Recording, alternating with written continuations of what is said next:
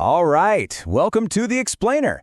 Today, we're jumping headfirst into one of the absolute giants of Norse mythology, the story of Fenrir, the monstrous wolf. You know, it's this epic tale about power, fate, and just what it costs to keep the peace. So let's get right into it. And boom, that quote right there from Odin, the big boss of the Norse gods, it throws us right into the middle of the mess. You can just feel this anxiety hanging over Asgard, their home. So, what in the world could make these all-powerful gods so terrified? Well, to really get why they're so spooked, we gotta rewind. Let's go back to the very beginning, to where this creature came from. This creature that would end up threatening their entire world. Okay, so Fenrir's family tree, yeah, that alone was a huge red flag. His dad is Loki, the god of mischief, and his mom is a giantess named Angerboda, whose name literally means bringer of grief. So, not a great start. And from the moment he was born, he grew at this insane rate. He became truly formidable, and we're not just talking about a big puppy here. This was a force of nature, something that struck this deep, primal fear into the gods, the supposed masters of the universe. I mean, a kind of power they just could not look away from. So you can imagine, this deep unease just settles over Asgard. They're watching Fenrir, and his version of playing is like shaking mountains. They became incredibly apprehensive. And this wasn't just, oh no, he might bite us. It was this gnawing fear about what was coming, a dread that came from prophecies that a giant wolf was going to be their undoing. So they weren't just afraid of Fenrir, they were terrified of fate itself. And you know what that kind of fear does? It pushes people, even gods, to do some pretty shady things. So the gods just can't live with this constant threat hanging over them. They decide they have to do something. But here's the thing. Containing a force like Fenrir, that's going to take more than just muscle. It's going to take trickery and a whole lot of deception. Their first couple of tries were, honestly, almost funny. They forged these massive, supposedly unbreakable chains, first lading, then dromi, and they tried to pass it off as a game, like, hey Fenrir, want to test your strength? And with what was basically a stretch and a yawn, he just shattered them. His power was completely unmatched. The gods suddenly realized their best work, their strongest metals, meant absolutely nothing. They couldn't win this with brute force. So, if strength wasn't going to work, they had to try magic. Desperate, the gods reached out to the master craftsmen of the cosmos, the dwarves.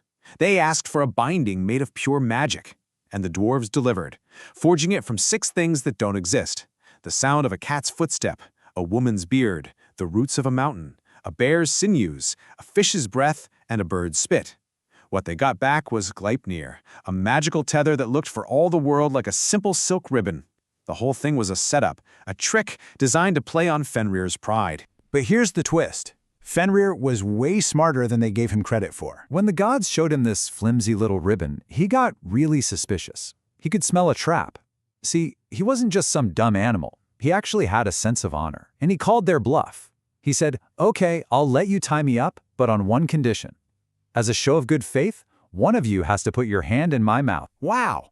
Talk about a test of their integrity. And you know what happened? All the gods just went silent. This was it, the moment of truth. The gods had a choice. Let their greatest fear roam free, or pay a truly terrible price to keep their world safe. And it was Tyr, the god of courage and justice, who stepped up. He placed his hand right inside the wolf's jaws. The other gods quickly wrapped Fenrir in Gleipnir, and the more the wolf struggled, the tighter that magical ribbon got. And in that moment, Fenrir knew. He knew he'd been tricked. His suspicion just exploded into this white-hot, furious rage. And as the gods were laughing, celebrating their little trick, he snapped his jaws shut. And just like that, the price for their lie was paid in full. And this is where Tyr says these famous words, but not out of anger or even regret. He says them with this heavy sense of duty.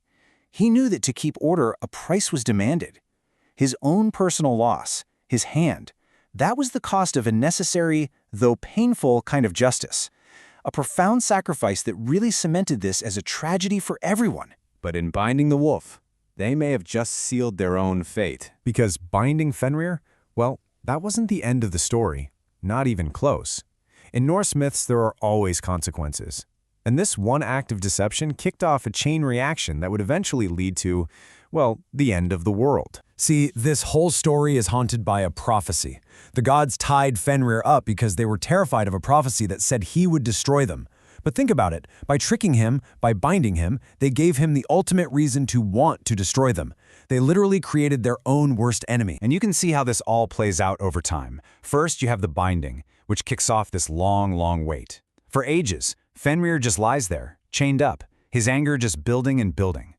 Then comes Ragnarok, the twilight of the gods, and the prophecy says he will break free. And his revenge?